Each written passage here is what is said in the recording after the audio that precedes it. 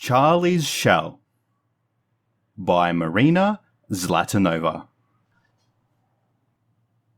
Charlie was a little snail.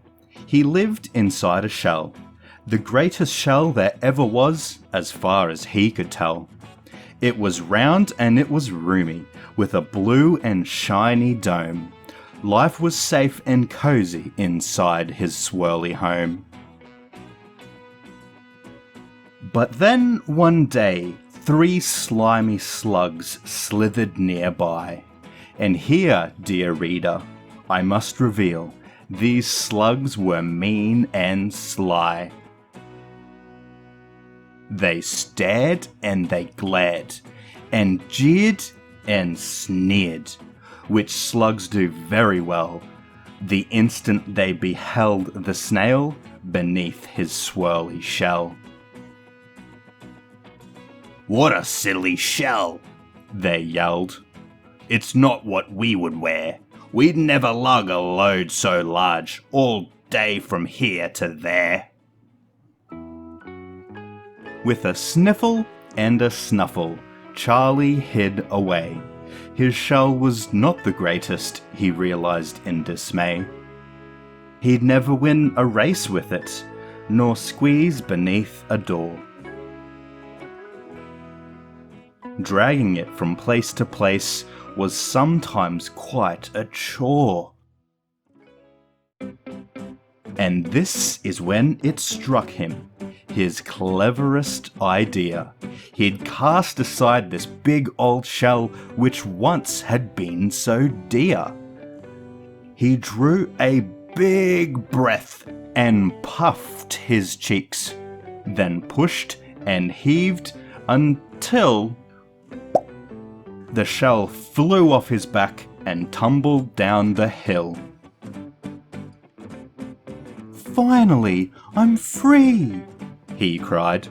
"Without a shell to lug, smooth and bare from head to tail, I look just like a slug." Alas, the day grew hot. No longer was it fun to be completely smooth and bare beneath the burning sun. "Oh dear me," he moaned.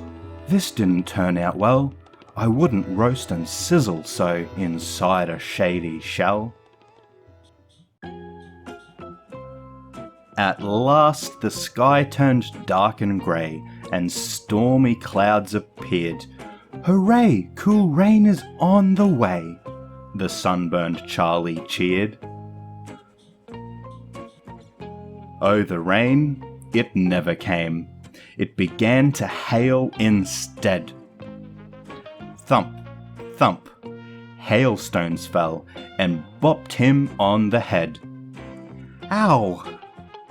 Ow! Ow!"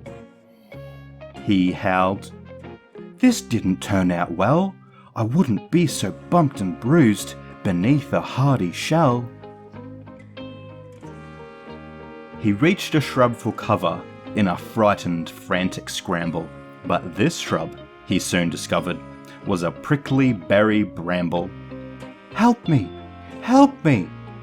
Charlie cried. "This didn't turn out well. I wouldn't be so snagged and snarled beneath a shiny shell." And as he wriggled to get free, with a loud and wounded wail, a hungry magpie flying past heard the wailing snail. "I know!" he cried. "Not again. This didn't turn out well. I wouldn't be this magpie's lunch tucked safely in a shell." Before the bird could gobble him, he found his swirly home. It was round and it was roomy, with a blue and shiny dome. He fled inside, safe at last, and sighed with great relief. Life outside his trusty shell was full of woe and grief.